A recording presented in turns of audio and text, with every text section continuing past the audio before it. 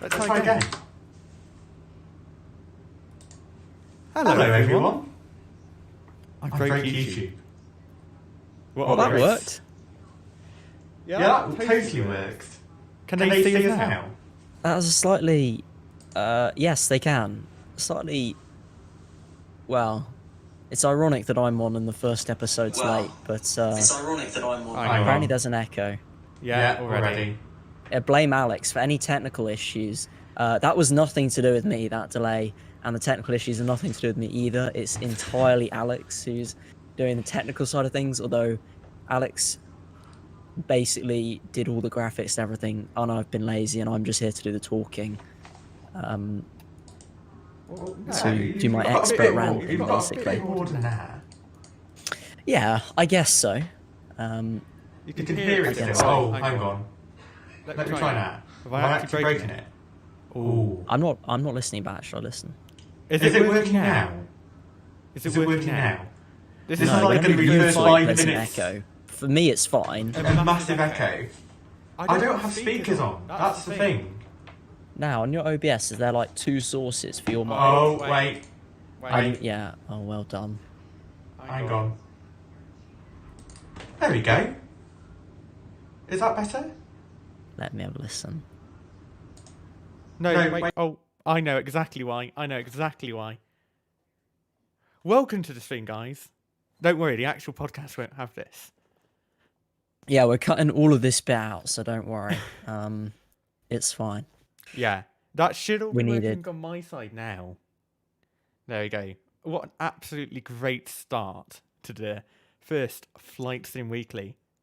So, Tom. Are we actually starting now? Yeah, we Should actually we are. run an intro or something? Oh no, I didn't make one of those.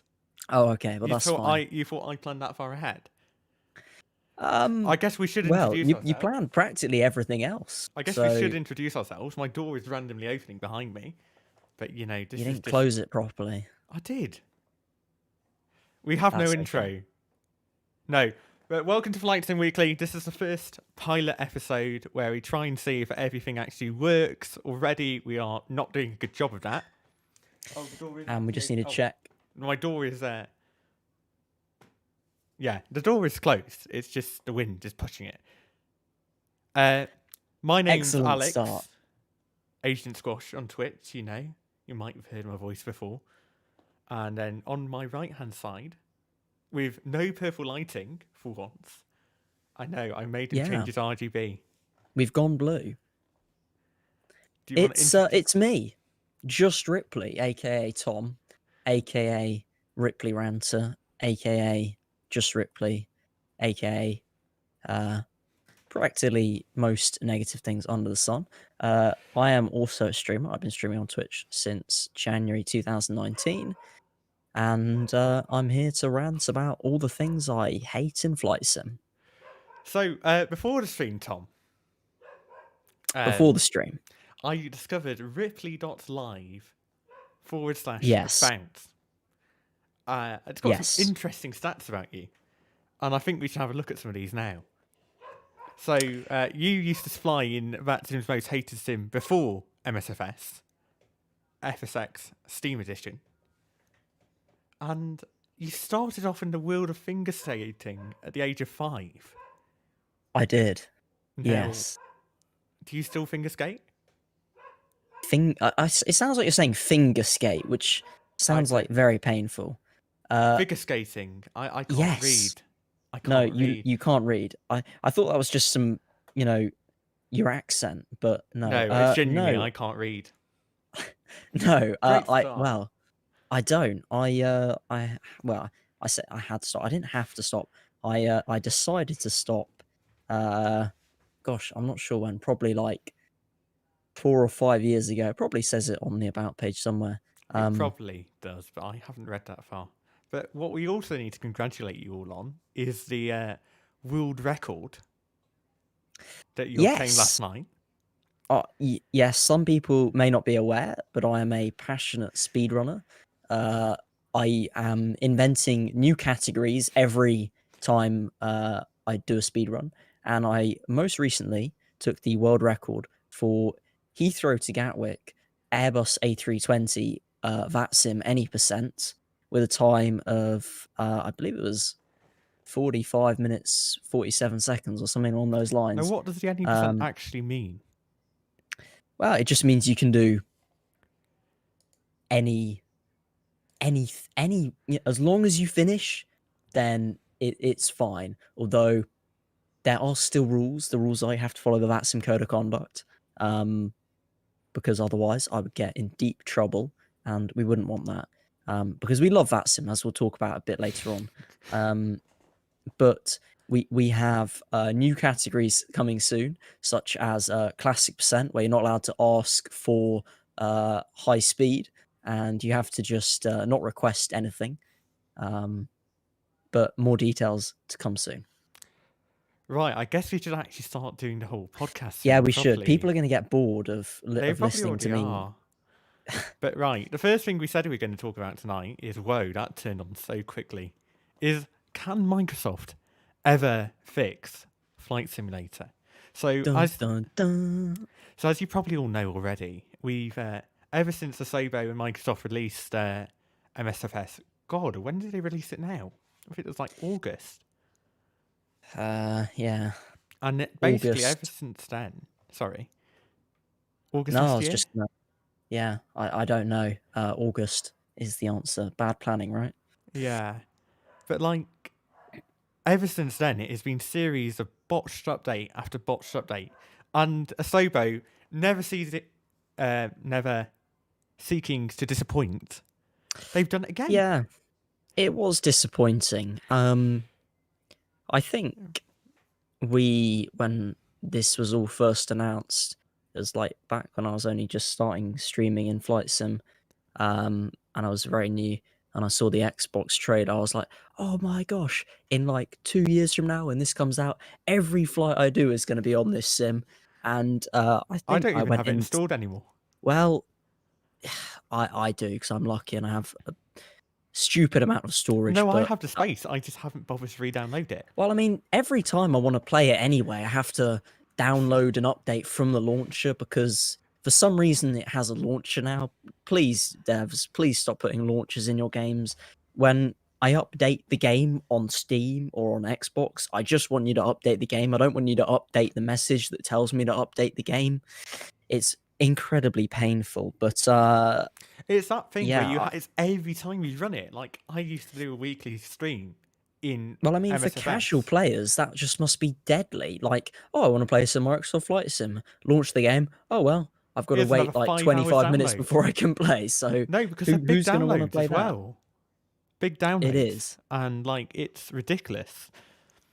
But anyway, so this week's update included, they were going to release FSX legacy liveries, because, you know, World Travel 731 needed its return. Finally added contrails. Yeah. And they added some more customization. And, you know, but the thing is, they shipped that update. And what did they do? They didn't include the new liveries they promised. Like, I don't know what's going on in Asobo's quality control, because it seems to be non-existent. Yeah, I mean, you can't check that something works if they haven't included it, so maybe that's where it went wrong. Yeah. They just forgot to hit go. I'm sure we'll see an update. Wow, how often do they update this thing now? Probably every couple of weeks. It's every week, and every week it breaks everything. That's the thing. Like, if you want to fly online, me and Ripley are both VATSIM controllers, if you didn't already know. And I control approach. Now, anyone who watches my streams knows how much pain MSFS pilots can cause. Because it is literally just like, they can't follow speeds, they can't do anything. And then the fly-by-wire update always fixes that, but then Asobo released a new update which breaks it. So it's like the vicious circle of breaking the sim. Yeah, and it's disappointing. At this point, it makes me wonder, is it ever going to happen? Is it ever going to happen? Well, some developers certainly seem to think so. We know that PMDG... an attempt to segue? Well, we're not meant to be segueing yet. No. I was going to talk about PMDG. As you can But tell, this we is so know well planned. PMDG want, well, PMDG have said a lot of things, but PMDG, one of the things they've said is NG3 Microsoft Flight Simulator soon. But we don't really know their definition of soon. I would say it seems to be that they're struggling with Their current product line. SDK from Microsoft. I don't want to give PMDG an excuse because I don't really. I think even if they had an excuse, even you if say that, that but wasn't FS a Labs have valid said the same excuse, I don't thing. think it would be out. FS Labs have said the same thing. A lot of add-on developers are all saying the same thing, where this sim, which has absolutely amazing graphics and everyone wants to port their planes over, the simulation, what they've done is they changed the SDK so you can't hack around it like they did in P3D. They've blocked all of that. Yeah. It Also, just makes it incredibly difficult to port anything, and you can't it's even... all like HTML weirdness for the FMSs and things. No, I think that's the thing, really. They've made it so they've changed the structure. Ultimately, no matter what anyone says, this is FSX with a fancy lighting engine and a fancy rendering engine. That's basically what it is at this point. But it does look good. I will give that look to them. very good. And I certainly enjoyed playing it at midnight Kiribati time on my holiday to try it with my friends on the first day. Yeah, and it's still good for that. Kiribati. It was absolutely amazing, wasn't it? Yeah, enjoying the sun. Well, the midnight. We wouldn't really have been enjoying the sun at midnight. That's a bit of an overstatement. Well, it's very warm still. It was very warm. We could still stay out on the beach. Yes. It's a. I don't think it's a bad sim, and I'd certainly much rather we had it than we didn't. I think we've just, as with a few things recently in flight sim, we've been slightly overpromised and slightly underdelivered, combined with a bit too much hype. I think that's the thing. Recently, hype is taking over the world of flight sim. Like, you don't even need to try and hype now. You just release one sentence and then ask a few developers to retweet it, and that's it. Done. Or you could just put on a big banner, something big is coming. But we're going to talk about that later. And that sounds incredibly inappropriate.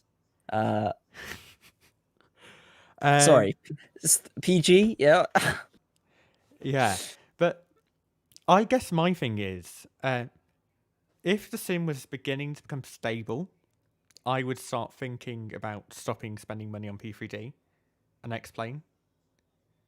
But like, it's at that point where they just keep breaking it.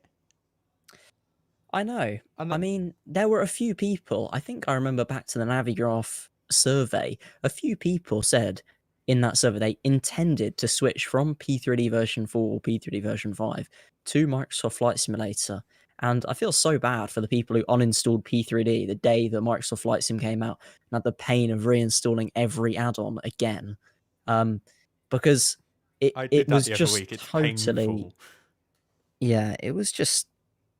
It just didn't work. But I still hold out hope that hopefully in maybe a year, maybe 2, maybe 10, maybe after my death, there will be some decent aircraft for Microsoft Flight Sim so we can actually enjoy what it's got to offer. It took FSX a few years to get up there. PMDG keep trying to remind us of this on their forum posts amongst overhyping planes, but they do. I mean, I do appreciate that it takes them an awful lot of work to do what they do, and I speak as someone who could never develop anything. I'd struggle to get Hello World to come up on my Python some days. So I do respect PMDG and all developers, but it's the excuses do sound a bit soppy sometimes. My mod Bogan always goes on about how it's absolutely amazing for casual gamers. If you're doing it casually, it's so fun. You can go to New Zealand, you can go anywhere in the world, and it's high quality. I remember I was able to fly somewhere I'd been on holiday, and it looked amazing. It almost looked like the real world. It's just the aircraft, really, that are letting it down at this point, and the constant updates, which are almost certainly going to destroy someone who's Yeah. not taking this any more than casually. But I think that's the Yeah. thing. Is it a game or is it a sim? It's both. It's But it's meshing that balance. It's not like P3D and it's not like X-Plane, where we've had it as two high quality sims. yeah, I think this is a good point to leave it on before we eat our words over and over. Yeah, but I'll tell you what one We're thing hardly really moving on. that might actually be a good quality plane for MSFS. It's Yeah. the Aerosoft CRJ. We never thought we'd be saying that about an Aerosoft plane again, would we? People who know me will know how much I love the Aerosoft CRJ. I've actually purchased it for FSX, P3D V4. In fact, I'm pretty sure I purchased it for P3D V4 twice because they updated it. I have no idea how much amount of money I've sunk into that aircraft. All of it I've regretted because I think I've only flown it once since the P3D V5 thing came out for it. That's the thing, you know. Yeah, updates. That's what they're called. Yeah, what didn't impress me, but that's mostly because I don't like flying the CRJ, and that is one thing with add-on aircraft that is kind of a balance to be struck. Most people are going to spend 99.999% of their time flying something in the A320 family or a It's a bit too 737 of niche, some sort. especially if you're European simmer. Exactly. So there's no one. Well, I don't want to say no one. There's definitely people who are interested in the Aerosoft CRJ. I'm interested in the Aero CRJ, but that it's so much more competitive, the A320 and 737 market, that it's a lot more attractive for Aerosoft, I think, to be working there, because if they can get half of people who want an A320 to buy their A320, they're in a much better place than getting 100% of people who want a CRJ to buy their CRJ. Well, that's the thing. You wonder why they didn't port the Aerosoft A320 over first. Like, it's not the highest quality in the world, but it's probably miles ahead of the... Yeah, that's a strange one. I honestly... I think it might be the A320 Yeah, MX. we don't work for Aerosoft, but... We don't. It could have something to do with the fly-by-wire, but certainly... Yeah, they must have someone on their team who is really good at economics who can say, people already have an A320, they're not going to buy an A320 if they already have one, even though people who are already in Flight Sim, which I guess is people not using Microsoft Flight Sim, people already in Flight Sim would much prefer an Aerosoft A320 to a fly-by-wire A320, although I say people in Flight Sim liking an Aerosoft A320 is a bit... Seems a bit off the mark, doesn't it?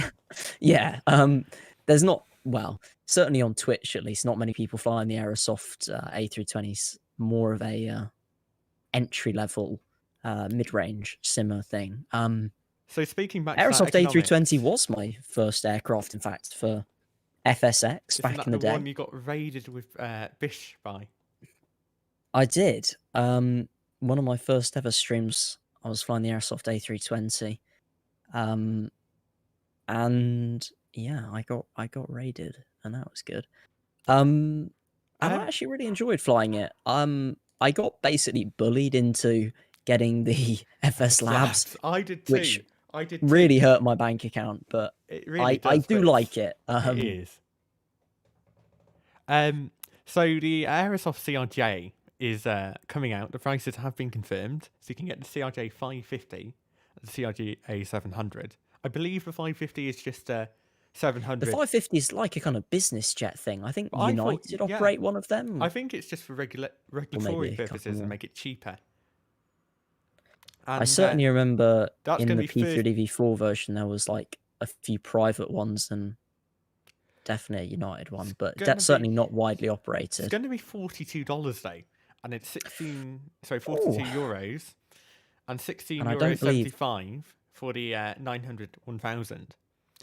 Starting to introduce P3D and X-Plane quality prices to yeah, I mean, certainly it's not the most expensive add-ons if you're to compare it to P3D. But for MSFS, this is it's, you know, they're used to having airports for like €9 and stuff. in the store, which I'm a great fan of. I so wish that prices, well, who doesn't like low prices, right? But it's about whether it's going to live up to the value. Assuming it's a straightforward port from P3D, I don't think it will live up to the value, but we will see what the extra features are when it comes out, and that is Tuesday 16th of March 2021, so 2 days from when we're recording this, and it will be available on the Microsoft Store and the Aerosoft Store simultaneously if you are interested. Tell you what other planes came out recently that we all love to hate. Oh partially. dear. The 777. This will really rile me up. This is where the episode really starts, Alex. I know, because as any of you, sorry, just before we go on to the triple, Bogan is saying CRJ seems to have a lot more features and the 550 has less seats. I mean, I don't know anything about the CRJ. This is quite clearly you. Well, I think most features of anything added to FS 2020 is pretty much the first aircraft, like, well, can you really call it an airliner? Yes, it is sort of an airliner. It's like, they're kind of the first ones to it, so they've not really got much to beat aside from like the fly-by-wire. So yeah, we'll see. Maybe other developers will follow, or maybe they'll try and aim higher. Just before anyone complains, I know Tom's video quality is going down on the stream. Sorry about that. Because this is hosted up in the Lake District, it is probably my internet dying. So, the triple. Yes, so I have a soft PMDG. spot. I have a soft spot for the triple because so do I. And I think this is why we're not disappointed it's been upgraded. We're disappointed by the fact they hyped it up so much, and they are letting bugs that shouldn't have even been in. Should have been picked up in beta testing. They should have been picked up. And yet PMDG are saying this is revolutionary, and they're absolutely... And people are just letting them get away with it, really. Yeah, I mean, I think there's two things wrong with this update. Firstly, how long it took them... Well, no, I wouldn't say it's a problem that it took them this long. Well, no, it is. But the serious problem is not that it took them this long. The serious problem is that it took this long and they didn't tell us that it was going to take this long when we were kind of expecting it like... we first heard word of this in like 2019, and yeah, it's not till 2021 we see release. And this is just for an update. This is not a new aircraft. Noticeably to the end user, if you've flown it in P3D version 4 and you're now flying it in P3D V5, you'll notice that what's changed? Drum roll, please. PBR textures. Yeah, that's basically it. That's the thing you're going to notice. And it's disappointing because it would have been so much nicer to have seen PBR textures on the 777, just as soon as they're done, just update the 777. I For mean, people who are not so bothered about cockpit textures, promise, but not yet here. Rainmaker's not in. The LNAV logic's not in. You still can't hold properly in it. And this is the only thing we've got new, really, is the EFB. And the 200ER. The EFB.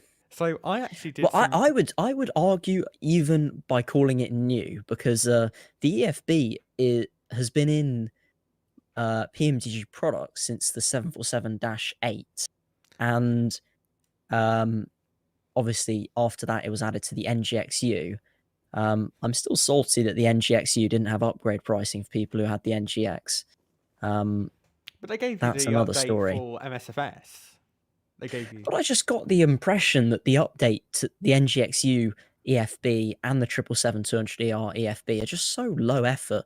I think to call it like a whole new thing that is worth paying $70 for is just insane. So I had a look. Even if you go into the EFB, it still says Boeing 747-8 on the Navigraph integration page. That's the laziness that has gone into this. It's just milking it.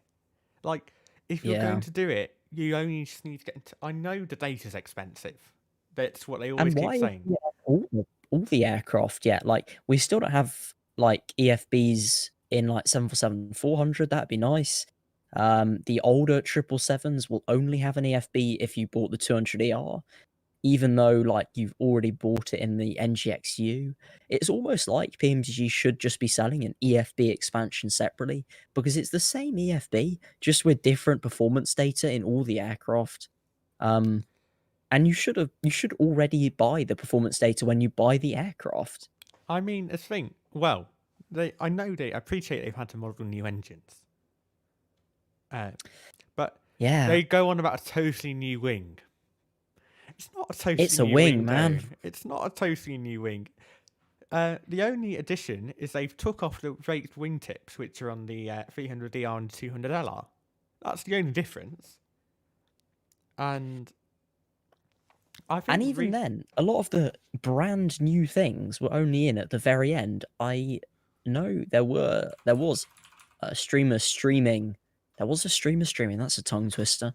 There was a streamer streaming a stream of the 737. Sorry, the 777 200ER, and showing the new features. And that was only like 2 days before release. And at that point, the 777 was still using old engine sounds, and it just gives the impression that PMTG rushed this together. Whereas the impression they're trying to give on the forums is that this is years of work and it's taken them months and months, and they've absolutely gone through everything except for the fact that the engine sounds were put in at the last minute, and the it should have been updated to P3D V5 pretty much instantly the second it came out. And the EFB, we haven't actually changed the name of the aircraft on there, but those are all minor things, right? So I was interesting. So PMDG posted an update on their forums on the 11th of March. And if they were honest about what the sim is failing in, like what needs to be improved, I would have a lot more empathy. I'm sure you would as well, Tom. That's the thing. Yes. The thing is, so this post on the 11th of March, I'll just, how the hell am I going to get it over to you? I'm just going to put it in the chat, because that should work. So PMDG put a post up on their forums about the update. And I just felt it was like a bit of a circle jerk. That's the honest description that came to my mind. Yeah, I saw this. It doesn't, it's one of those posts, it doesn't really have any content. It's just kind of, There. it's all just air, yeah. I think it's just trying to, well, I don't want to say that it's like begging for like, mercy. Sorrow or anything like that, but it kind of gives the impression that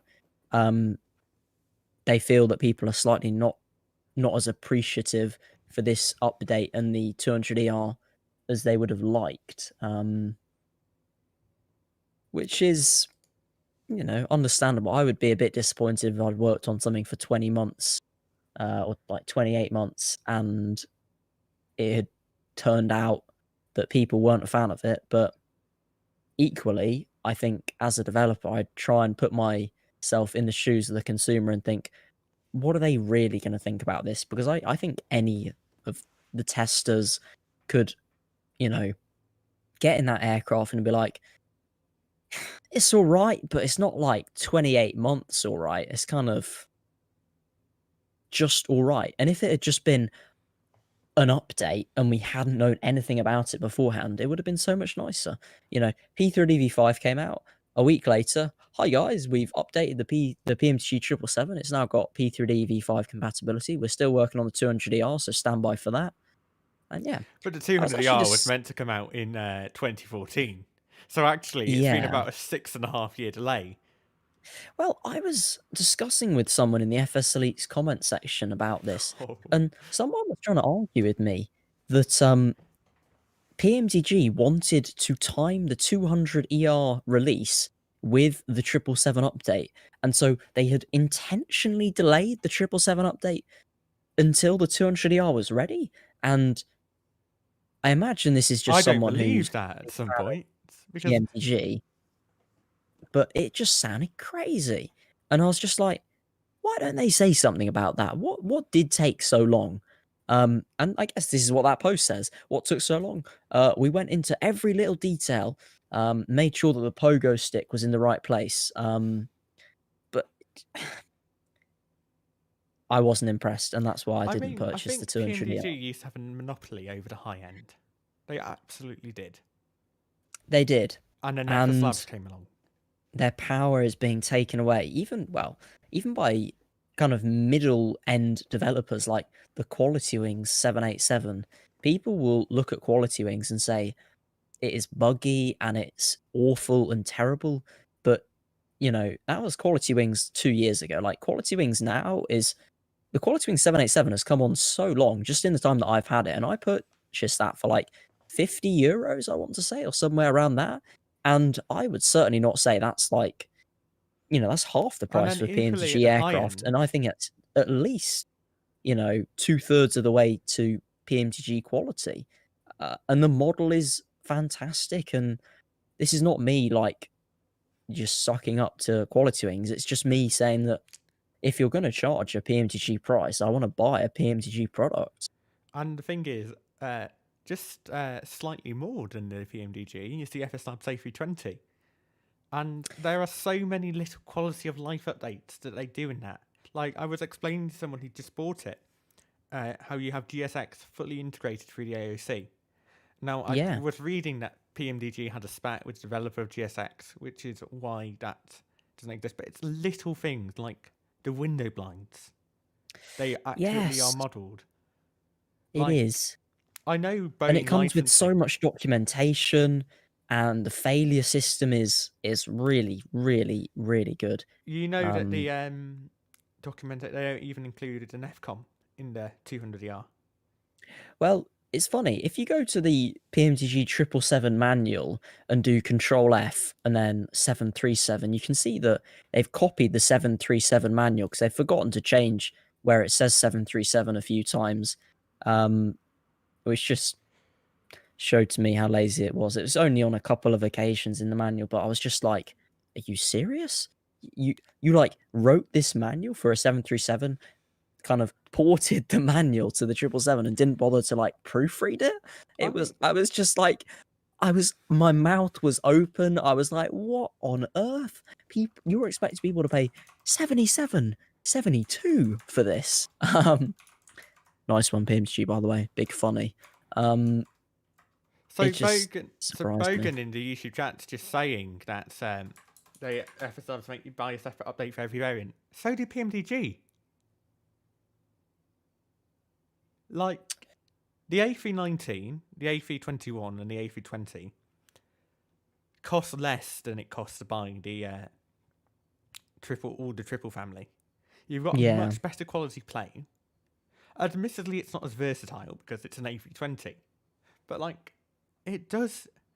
By the way, we're not ranting about PMDG here. We're just saying that this is a company that's sort of resting on its laurels a bit. It's lost its way because there were times when PMDG went and delivered the best products. They charged the most for it, but they were the best. I mean, things have moved on now. If you're not including things like, some windshield rain effects, like, anyone can do that. You can just get Rainmaker. You don't even have to do it yourself. You can just buy Rainmaker, put it on your aircraft, and that's that. Done. But like, and it's just crazy that they haven't done it. It's almost like we want to help PMDG almost as a community. We want to see them thrive because I mean, there's some third-party things that have been done for the 777 that are just, but you can't okay. use Like, those. someone did third-party PBR, and if you wanted to use it, you'd be breaching the PMDG EULA. But it's just kind of like, oh, it's coming, but it's not yet here, so just hang on a minute. It's just painful being in that cycle. But like, my problem is not that PMDG don't release good planes. They have good planes. They have the facilities, and Owen was just saying in the chat on YouTube that you can't have. They are losing access from Boeing, but I don't believe the FSI is Airbus license at all. I will have to check on that. Perhaps I'll check later in the stream. But I was under the impression they were, but I don't know for sure, I know so I won't comment. Is, but I don't think the Airbus is. Sorry, the FS Labs. Maybe someone knows if it's an official Airbus licensed product. I thought it was. Interesting. I mean, that's not really what matters to me as a It's that they make as a user. If they dare I say, if they spend 20 hours on changes that they say in their own posts that nobody outside PMDG will notice, dare I say it? Is this the right use of development time? I know that they want to produce a quality product, but equally, the differences in quality would be far more noticeable if they spent those times on other things. Anyway, we are getting a bit carried away. Yeah, I was just... The biggest disappointment I had with PMG, this is the last I'll say, was just that as a P3DV4X user, ex-P3DV4 user, moving to P3DV5, it was so disappointing that I could not officially... I did not have official compatibility for the 777 until just weeks ago, when all they had to do at PMDG was redirect their installers. And it just was so disappointing that I was paying $140 for this product and I wasn't able to use it in my sim of choice. I know I didn't buy it for P3DV5 and P3DV5 wasn't out at the time, but it's just sad but when they made us pay extra, it was so easy. When they made it was so easy. FSX, yeah, they did promise that. Yeah. Anyway, we really should move on. I think it's time. We for should. Happy news. Sharkies are coming. Yes. We all love Airbus. I'm an Airbus guy. You can probably tell because I rant about PMG so much. TCA right here. You can't see it, and I'm probably going to break everything, but very jealous. But yes, we like Airbus. Flight Sim Labs have been teasing us with sharklet pictures. They're not even they've posted one photo and they said a video's coming soon. Okay, fine. Sharkless picture singular and forum posts, and it's been coming for a while. It does feel like it's been a long time, and that's because it has been a long time. FS Labs they talk about the pandemic having an impact on their development, which is understandable, but the wait is almost over, they have said, and we are expecting a trailer I believe within the next few days. Yeah, very soon. Hopefully next week we could have it, but it's not going to be here for next week now. I've said that. And we're not going to be able to use it anyway because we're getting... we're very busy already, aren't we? With all our real life stuff. But Gavin Williamson, it's our best friend. We could rant for a long time about Gavin Williamson, but I'll save you from that. I'll tell you what, we should have a talk about. Something big. Something big came. Well, no, something big was coming, but it never came. So Flight Sim Association. A weird one. You might have noticed, unless you're living under a rock or, you're not watching the Flight Sim Weekly podcast with all the news segments that we have, that something big was coming, was a kind of promotional... It was everywhere. Slogan, I guess, that was being used everywhere. It was posted by Builds. It was posted on the Prepared forum. It was posted by Xplane11 on Twitter. It was posted VATSIM, Pilot Edge, Aerosoft, basically anywhere flight sim related. Yeah, not PMDG, unfortunately, but pretty much everywhere was posting the something big is coming. So when I read that, what did you think when you read that? Well, I got very excited because I thought the Prepared forums is the first one I was notified of, and I was like, is this significant new feature coming to P3D? And then I saw it was on Xplane. And then I saw it was everywhere, and I was like, why would Orbex be partnering with Prepared, who are partnering with Xplane, who are partnering with... What is this? I was like, is this some new store or something? Are we getting a I thought it was a sim upgrade, and there's some sort of working together. Yeah, well, I was just very confused, but there were lots of theories going around. But it didn't take long, and Wednesday morning, we all found out what the fuss was about, and for the people who'd been looking into it so much, it just was such a kind of, is that it kind of feeling when we found out what it was? Because when you tell people something big is coming, the people who are going to be interested in it You are the don't people think, who are guys, already mega involved in flight sim. Like people who are new to flight sim, who just have FSX in their Steam library, they touch it once a year, aren't going to be following loads of these accounts on Twitter. They're not going to be checking the prepared forums every day. They have no idea what's going on. So the hardcore simmers are like, something's big is coming. And then it's Flight Sim Association, which is a kind of, I don't really even know what to call it. It's a website you can see on your screen now. Oh wait, no, am I pointing in the wrong? I'm pointing the wrong way. This way. It's a website about guides for new flight simmers, which, by the way, is a great idea. I think it's cool to have these websites, which help people with getting started on flight sim. The problem the problem I certainly had about it is how hyped up it got. One, how not very useful it is to the vast majority of keen simmers, and some of the content on there is just not very good, and certainly not good enough to be worth anyone's money, beginner or Aerosoft not. A330.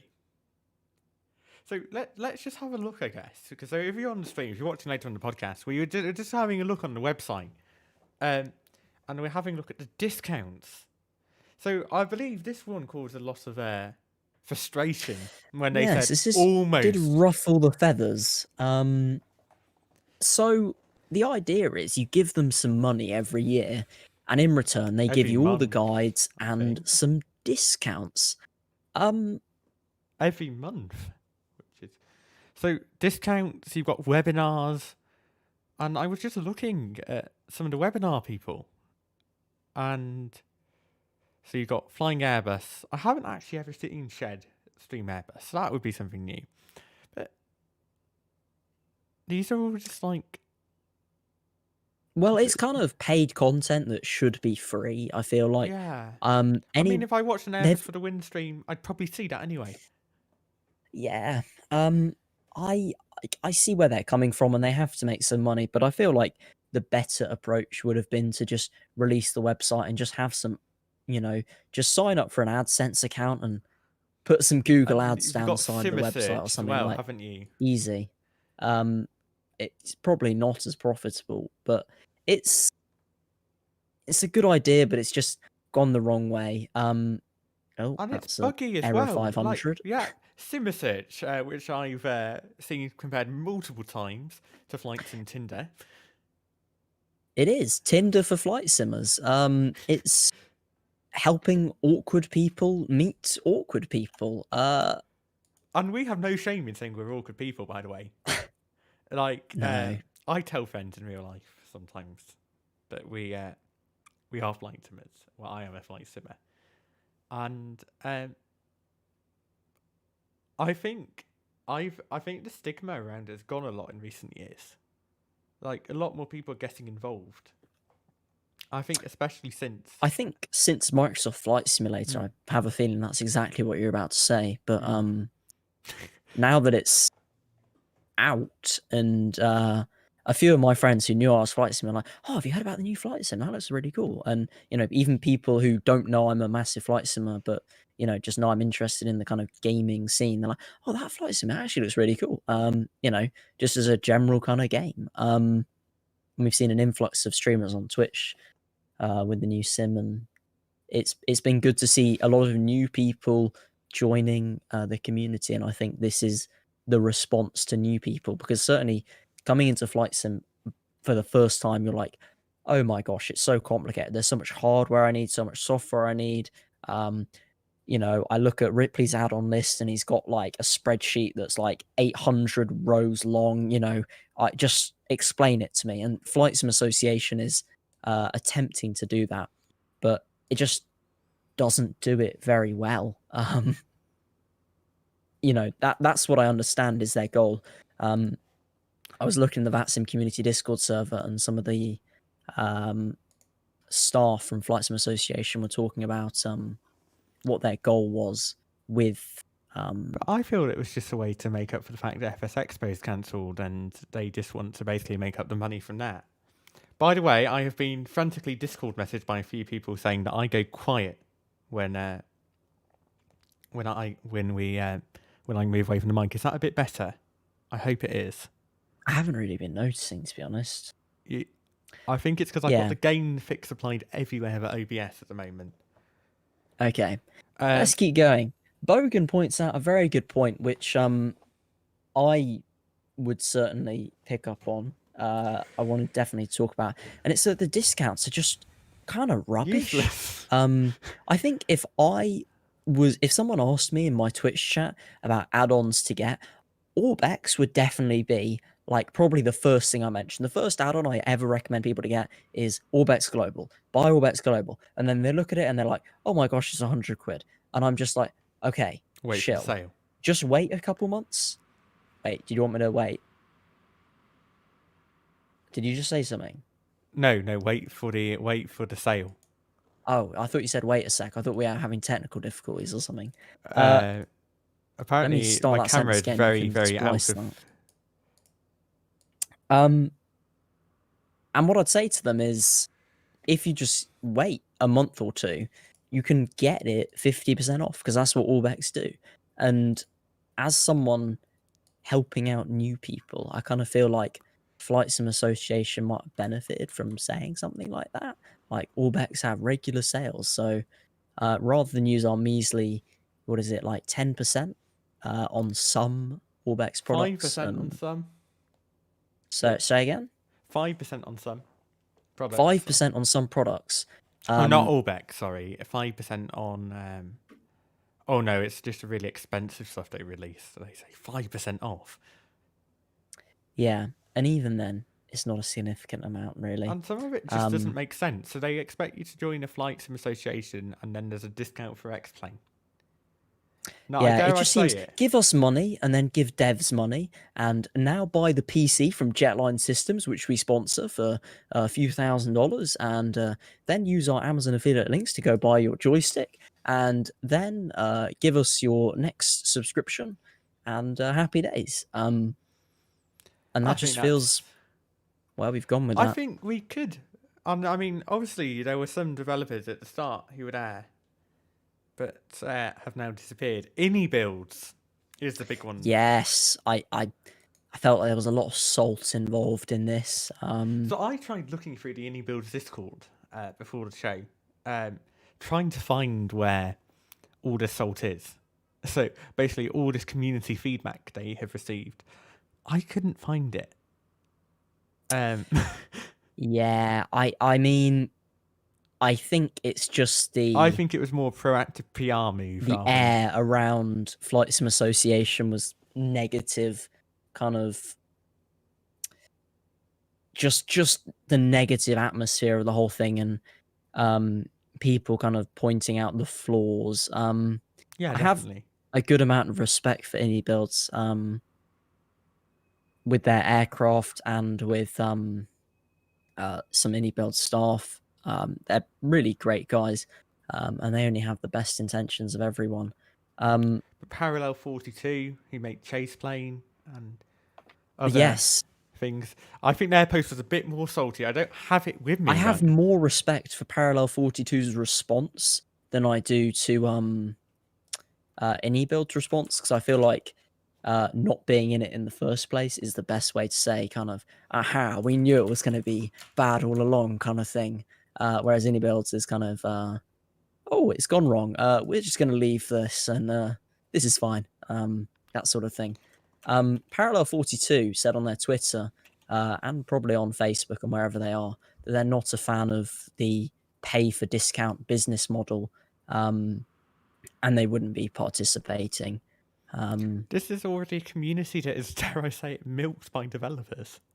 We are a niche. We know we're a niche, and we pay for that through how much we pay for add-ons. But this just seems outright almost exploiting that. Yeah. And it's sad, really. Yeah, Parallel 42 said on March 10th, for the record, something big for some is a road bump for others. It's all about perception. When we were sent information on Flight Sim Association, we chose not to participate on the grounds of not agreeing with the business model, and it is a business. So yeah, for the developers and editors involved in Flight Sim Association, of course, releasing your website is a really big deal.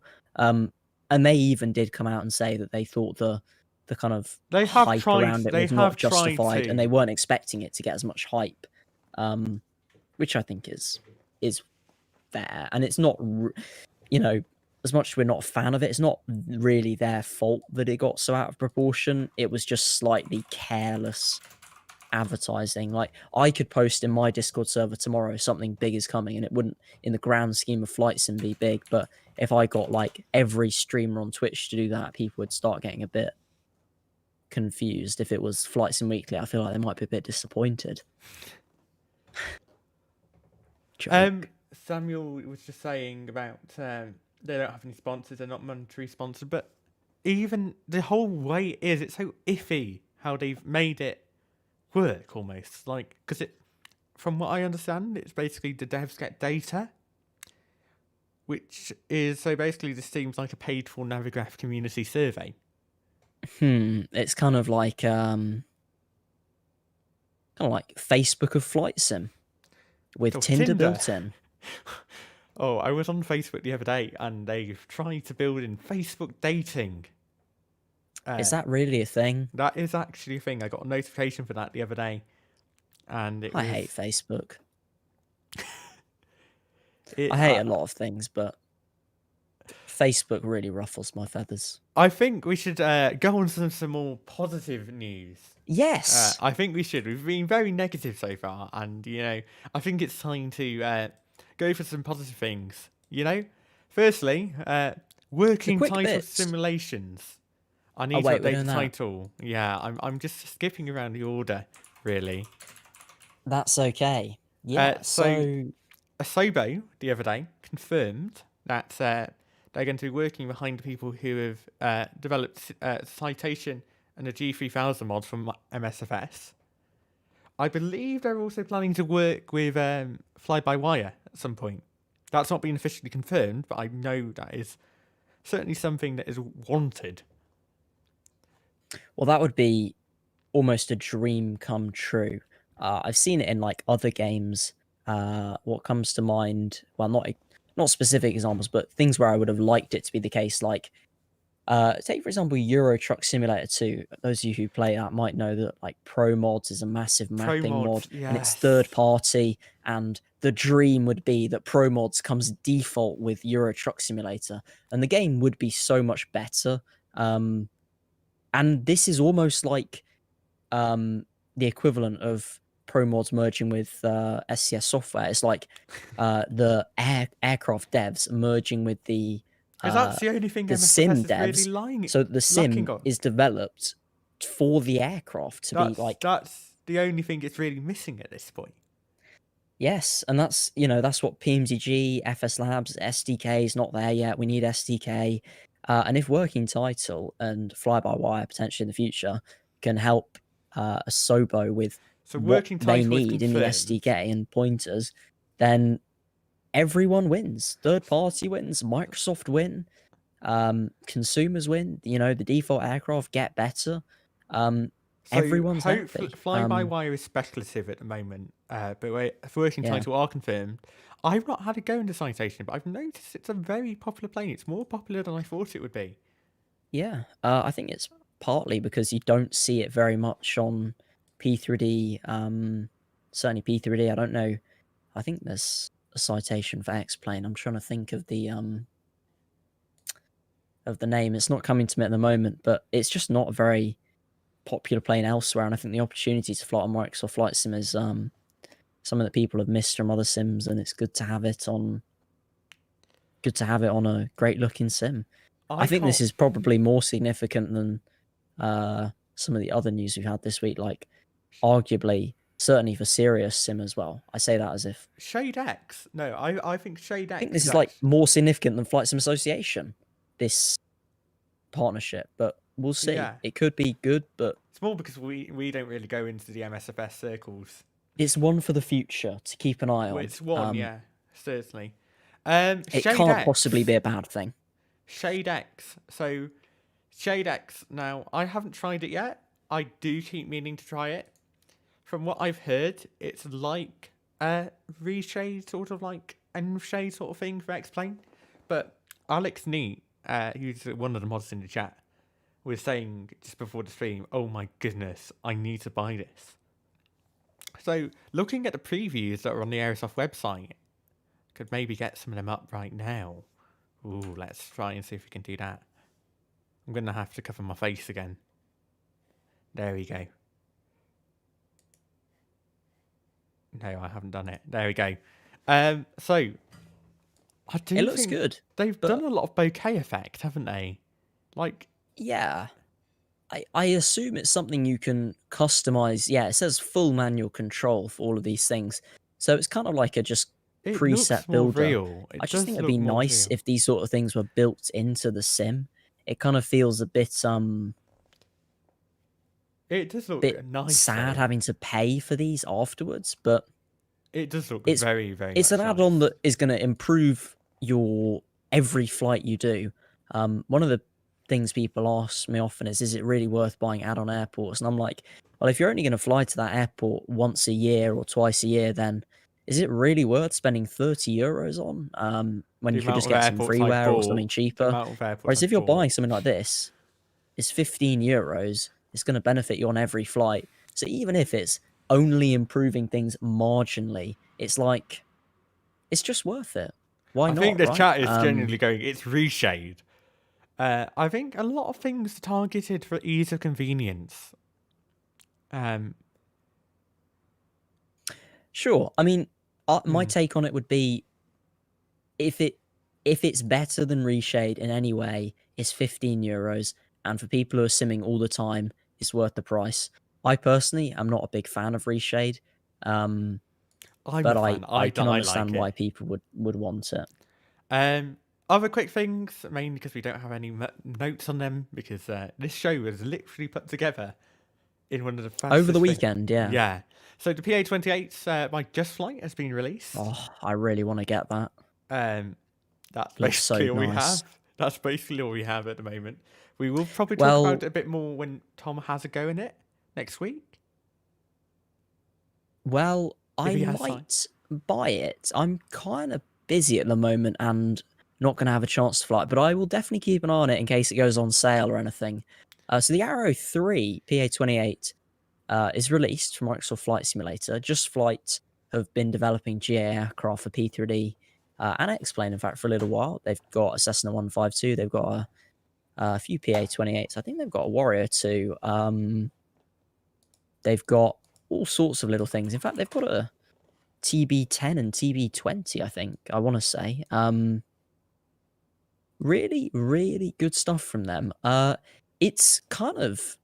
I was speaking to Mitch, Aviator, very briefly yesterday in his stream, and he said it's 100% worth the money if you're interested in the Arrow, and it is leaps and bounds further beyond than the default GA aircraft in Microsoft Flight Simulator as it is. So I think if you are interested in exploring the new photogrammetry cities in the UK or exploring some of the landmarks in Microsoft Flight Simulator, this is 100% one of the things you're going to want to pick up, because it saves you having to deal with the horrible default GPSs and systems that just aren't quite right, and a solid amount of updates, liveries, third-party stuff coming soon, and it just looks gorgeous. I'm looking at some of the screenshots on the store page now, and it makes me want to get into the real aircraft.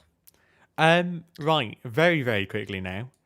So more scenery has been released or has been reduced. So Orbx have released their best of bundles, which I believe is just their old products just made cheaper in bundles. Well, I'm never going to complain about a sale. But yeah, it is. They've released bundles for 2 the bundles.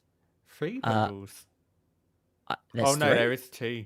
There's two bundles at the moment. Yeah, we don't know The what one that I'm interested in is the True Earth bundle. It includes True Earth GB Central, North, Manchester City Airport and Heliport. That's Barton. Echo Golf Charlie Kilo. I don't know how to say Carnarvon. that. Kane. What do you think? Carnarvon. It's Yeah, I don't know how Carnarvon. to say that. Caernarfon Airport, Leeds Bradford, the can Rose tell of you live Yorkshire in the International Cotswolds, Airport, can't you? Newcastle, Edinburgh, and Dundee, and you save 40% off the MSRP, making it in total 182 Australian dollars. But you got to remember that's Australian, so at time of recording, that's approximately £100 UK, 140 US freedom dollars. Which, And then you've got the Rockies, speaking of freedom dollars. Central Rockies, yeah, Northern Rockies, you've got Bozeman, Yellowstone Airport, you've got Jackson Hole, which I keep meaning to fly to. More Yellowstone airports in Longview Ranch. I've got to be honest, I have no idea where Longview Ranch is. yeah, There's also it's nice. there's been some Recce Design has released Washington National this week. And that's for MSFS. And Aerosoft have also been releasing some MSFS scenery. La Palma, which is in the Canary Isles. They've got Chania International. I don't think I pronounced that right. That's like Crete, isn't it? I think it's like it's like Herculean, but the other side of Crete. I think I'm pretty sure. But I think it's time that we get to the thing that everyone wants to talk about. There's a thing that everyone wants to talk about. The need for speed. speed. Yeah, We'll speed through this one. I think this is the longest thing on the entire show, you know. I think it is. I'm very excited for this. So, yes, if you have missed it, VATSIM announced Velocity yesterday. Velocity. So, they haven't announced much publicly, but I was in a Discord and a lot of this information came out anyway. So, at the moment, all aircraft are updated at a frequency of 0.2 hertz. So, that's every 5 seconds. So, if you've seen when I do tower views on my stream, and Tom might be doing them, they just us so much.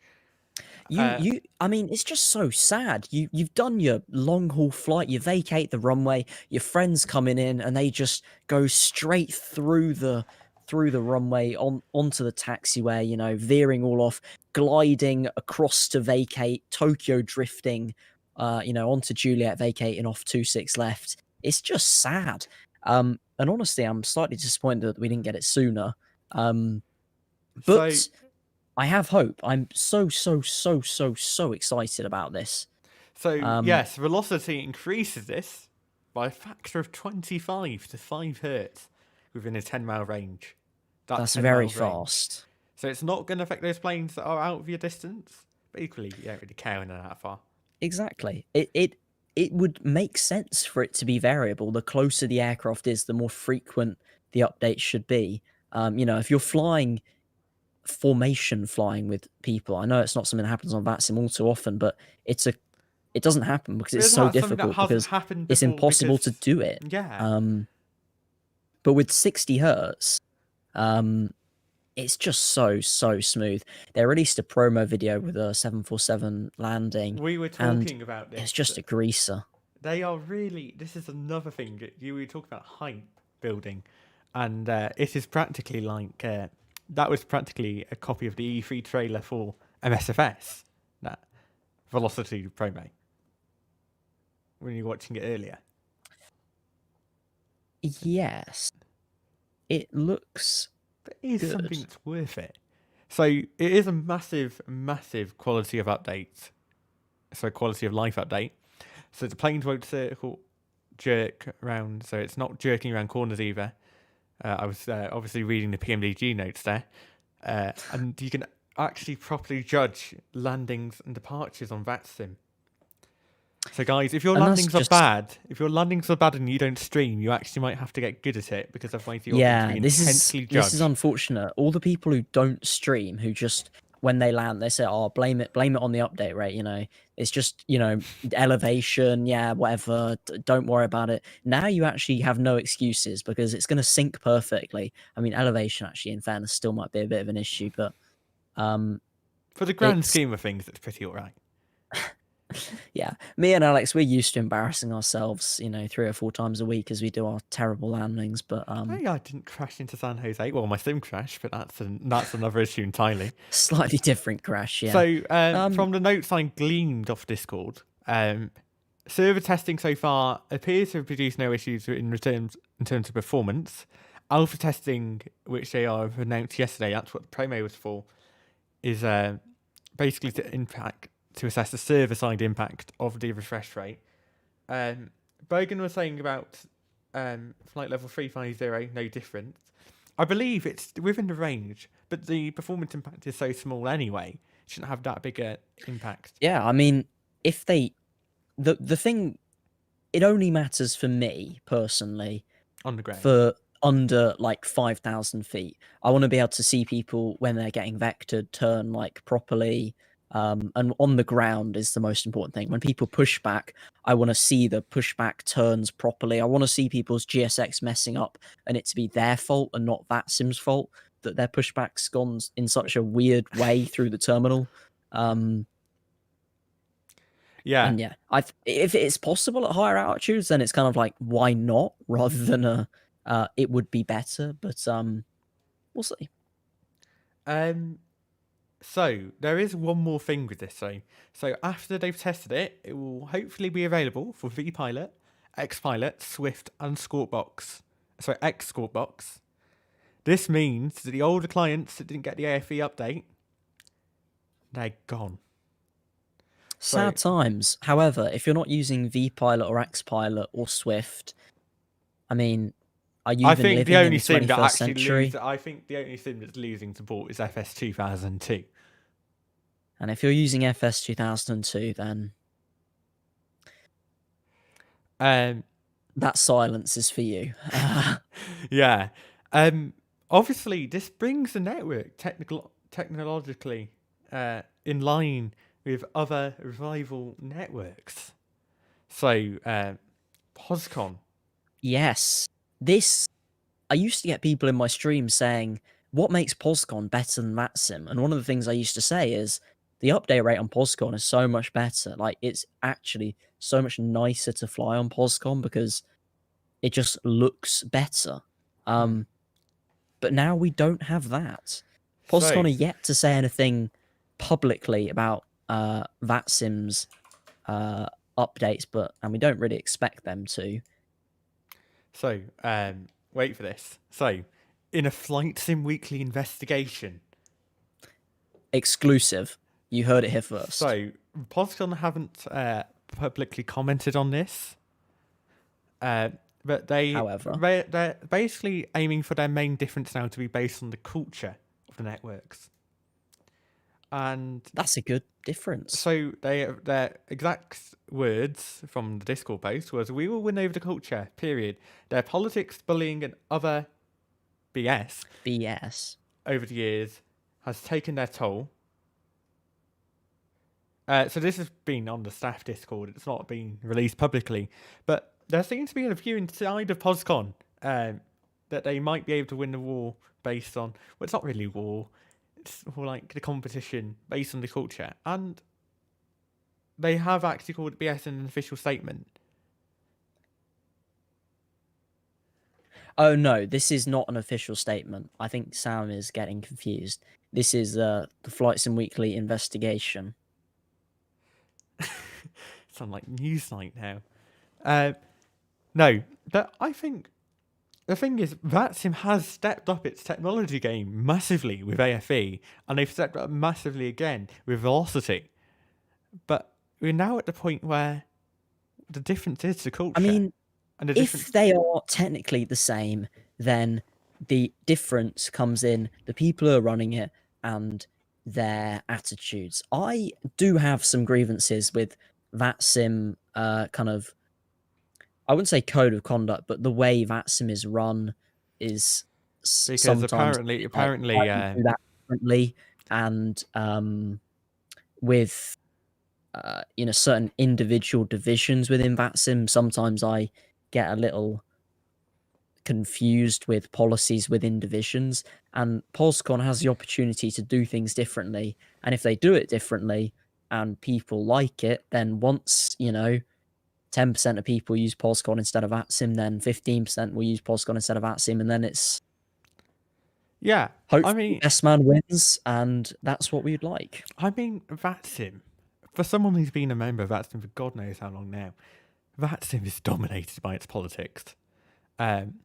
I think it's time I properly tell the story about the suspension. So, I had a gleam-free record from VATSIM. Totally gleam-free, no suspensions at all. Until, I think it was February. And I was suspended for... I'm going to get the email up here now. I'm not going to name the supervisor, or I'm pretty sure everyone pretty much knows at this point. VATSIM suspension. So I was told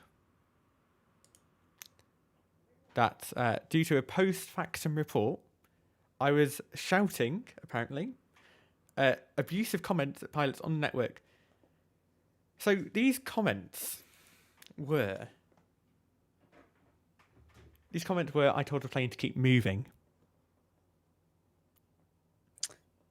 How rude. And apparently that is a breach of Code of Conduct Section A1. I mean, as a VATSIM user, I get so irritated with some VATSIM pilots as a controller and as a fellow pilot. Yesterday I was streaming on VATSIM and the controller had a particularly quiet mic, and so every time I wanted to listen to the frequency, I had to turn up the volume, and then as soon as anyone else talked, instantly turn the volume down. And it's just painful how volumes are so messed up on VATSIM. IFV is such a great thing, but yeah, and pilot quality. Is I don't think Alex ever really shouts at pilots. So here's the ironic thing: I was speaking to someone, this morning. We're talking about the supervisor who suspended me, shouting at a pilot for ignoring their instructions. And I think this doesn't surprise me. This is the thing with VATSIM politics. It's the rule. Dare I say it? I would love it if a version of VATSIM without the politics, without all the... Dare I say, people who've got too comfortable. If POSCON can give that to us, I'm moving to POSCON. That's what I'd say. I mean, if POSCON is just better, join me in moving to POSCON, because then at least it's not just me and 5 other people. It's me and 10 other people. I don't necessarily think that VATSIM is a bad network. It has so much potential, and indeed, I remember before the changes in the technical leadership team, where the technical leadership changes have absolutely massively pushed the network forward. There's no doubt about that. Yeah. But at this point, AFV, amazing. AFV changed the game. But I've had so many things that I've just been pissed off with VATSIM about, like Cross the Pond, the new booking system. Just really, I got so baffled by that. Individual VATSIM division, like I had an issue where I had been offered a training place within a VATSIM division and requested training and ended up waiting 7 weeks for training in between sessions. And I'm just like, how am I meant to progress? I'm having a session every 7 weeks, man. Surely I should have just not been offered a training place, and then when they have the capacity, let me on then. Because the training system is meant to in this loop forever where I'm not progressing. For the record, before anyone who says I'm a massive hater of VATSIM and VATSIM UK, I used to be VATSIM UK staff. Did you actually? I used to lead VATSIM UK marketing. Well, I didn't used to lead. I used to lead VATSIM UK social media. So, I mean, I do like VATSIM UK. I can say good things about them. The quality of service VATSIM UK provides is fantastic. It's not VATSIM UK as a division. It's certain... Well, it's not even VATSIM UK. There are certain people in VATSIM divisions, not just VATSIM UK, but across the world, who potentially have got inflated positions of their power. I think everyone is going to have that. Yeah. When they're given a position of power, they seem to have this kind of looking down on everyone like inferior. I remember when I was an S1 in VATSIM years ago now, just getting my S1, the S3s would kind of come in to my channel on TeamSpeak and use all this fancy S3 terminology, and I'd have no idea what they're going on about. What's and an I'm kind of RMA? feeling a bit kind of diminished as this new undertrained S1 controller who's just trying to control Manchester ground without being shouted at for clearing someone on the wrong departure or whatever. But I think it's getting better, but it is still an issue. I But think there is it's not really an issue with VATSIM. It's just a certain people issue in the world in general. So I had a thing where when I started, when I was doing my S3 mentoring, certain mentors just shouted. Like, there are some people who... Yeah.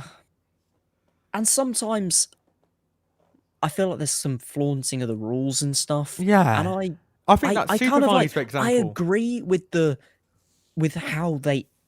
Well, no. The It would be policies wrong in to say I agree principle with are everything fine. that goes on in a certain VATSIM division TeamSpeak, but things like swearing or something like that. VATSIM is a network which is open to people 13 or older, and it's meant to be that Don't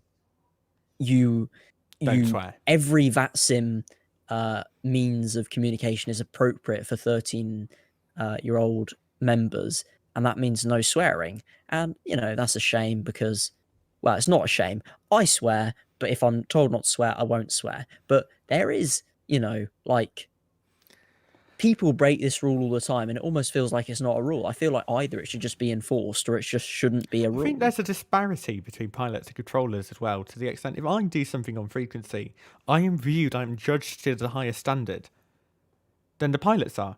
A pilot can go... There is a so if a pilot does not follow as an instruction, it's a turn, heading, or speed, that is a breach of the VATSIM Code of Conduct. It is. Now, try and find a supervisor who will act on that without taking you about 15 minutes worth of, we're going to prefer the pilot to the right. Dare I say it, when I'm controlling Heathrow, my airspace isn't that big. Everyone thinks like Heathrow's got all this room and... Yeah. I mean, you can't expect them to be with you instantly, but it just seems like their priorities are a bit off sometimes. And I guess it goes back to maybe if POSCON is doing better than VATSIM in that regard, that VATSIM will see POSCON as a bit of a threat, because to be honest, I don't think VATSIM see POSCON as a threat at all at the moment. Needs competition. But when VATSIM starts seeing POSCON as a threat, VATSIM will start kicking their bleep into gear to get things moving. Dare I say it, Heathrow Director, even Heathrow Director top down, with current traffic levels, should be fine. I wouldn't log on if it wasn't. The thing that makes it painful to control is you're reading back instructions 2 or 3 times, and it's the fact they try and lie to you as well. Like, I have less issue helping out a new pilot who is honest that they're new and they're struggling, rather than someone who will try and blame the quality of my microphone. Dare I say it? I know I set it up wrong in OBS at the start of the stream, but... Yes, this is quite ironic. Yeah, but even with my old microphone, when people were like saying that they could not hear me at all,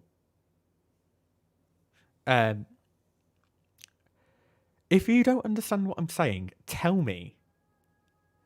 I think the culture needs to move towards actually supporting pilot. It's got all the technical stuff now. The culture needs to move towards actually... I know there's new pilots coming in from MSFS. That's really good. There's new pilots coming in from MSFS. But they are new to flight simming as a whole. They aren't going to be able to respond to Heathrow Director immediately. Yeah. I feel really sorry for new people because I feel like getting started in flight sim is what prevents flight sim from being so much bigger. Like, if there was a place where you could just get all the resources, really easy to understand tutorials. I know people say, oh, that's in Pilot Resource Center or whatever it's been renamed to. Oh, Flight Sim Association. We were just speaking about that earlier. But it's just not that good. You just have to look for tutorials on YouTube that are from 4 years ago, before AFE, and they're just And I not think that it great. needs to be something at a network level that really needs to be dealt with at a network level. Because I remember when I started VATSIM, I was a horrible pilot. I would be embarrassed controlling myself today. I was flying a Pacifica A300, sorry, Pacifica Boeing 777 300 FS 2002 default. Couldn't fly City of Stars. Yeah. It was abysmal. But like, I feel like now, because I had some support.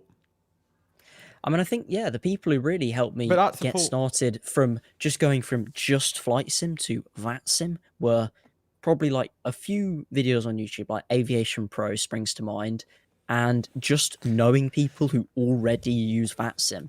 But if you're completely new and you don't know people who already use VATSIM, then I personally don't have the time for someone to come into my stream and say, "Hi, how do I do this? How do I do that?" Because I I wish can't I did. I individually really help did. people. I really wish I had the time to do that. Yes, but I'd be doing it full time. It's a full time job. If I was good, I'd make a YouTube video, but I'm not. Well, very I good at mean, I keep YouTube meaning to videos. make the YouTube video. I just kept being distracted by other things. Yeah, it's But difficult, but it's Velocity is a all... good start. But I think a lot of the focus for VATSIM needs to be on the community side now. Yeah. Right. Well, I think that's that was it. a good natural pause. Yes, guys. So thank you for tuning in to the first episode of Flight Sim Weekly, and providing Tom doesn't think, oh my god, I've done a horrible job of this. Well, I don't think that after either, because you never know with me. Well, hopefully we've got enough to talk about next week. Otherwise, it will turn into Flight Sim Monthly, and then Flight Sim Quarterly, and then Flight Sim Yearly. We're going to do it weekly. So, yeah. If you guys want to watch back, so what's going to happen after this stream, because we're streaming this live on YouTube, after we stream it live, we're going to upload the podcast to a podcasting site. You'll be able to get it on Spotify, Apple Podcast, and all other reputable podcast providers that I find the name of in the next 2 hours or so. So that's going to happen. Just before we finish up, I think we should have a quick read of the chat. Any questions that we didn't anything respond to? I think Sam has the same issue. Space Nano, he has the same issue where pilots just pretend they ignore him, so they don't understand him. Tom, we're not going to repeat the topics. This is going to be fresh. Or No, yeah. we can't talk, even with my capacity to talk rubbish. I don't think I could repeat the entire episode again. Owen, you're a good pilot. But I'll tell you what's going to happen now. So the podcast is going to go up. If you're not already in the podcast Discord, we are currently using mine, just because it's easier. But there is a place for you to link. There is a link in the description of the YouTube stream, or if you're listening, you can go to ripley.live/squash club, all lowercase, all one word. Yeah, so you can get yourself in there. We really want to see your topic suggestions for what we cover. Yeah, or if there's any developers or people we're going to try you and want to speak to. We're going to try and get some people on, certainly, because it'd be interesting. Yeah, just whatever you want to hear our take on, let us know. Yeah, and we'll be back next week. I think we should call it there. Yeah, thank you very much to Alex for basically setting up the whole thing. He promises that we're basically co-presenters, but I almost feel like a guest on his podcast because he's done all the work. So I just have to say thank you, because it's the first episode, for basically setting up the whole thing. And thank you to our producers, which are all of Alex's mods, Matt, Alistair, and Jamie from my side, thank you very much for the work you put in. And likewise, thank you, Tom, for agreeing to do this with me, because I only thought this was a good idea because I got a new microphone this week, and now look where we are. But anyway, your support, guys, as always, is really appreciated. We'll see you next week at 6 o'clock. Zulu. See you soon. Bye.